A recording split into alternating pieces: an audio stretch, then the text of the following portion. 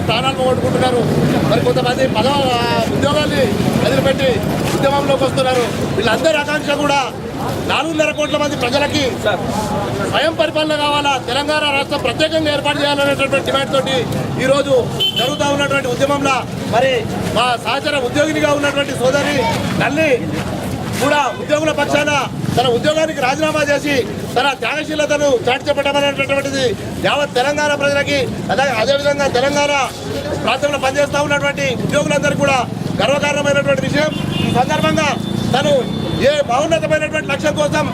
ఏ తెలంగాణ ప్రత్యేక రాష్ట్ర సాధన కోసం అయితే తను ఉద్యమాన్ని చేపట్టిందో ఈ పాదయాత్ర కార్యక్రమాన్ని, ఈ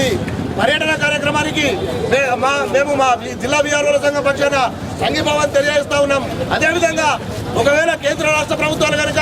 ప్రజల ఆకాంక్షని గుర్తించి డిసెంబర్ 9 లోపల కనుక తెలంగాణ రాష్ట్రాన్ని ప్రకటించకపోతే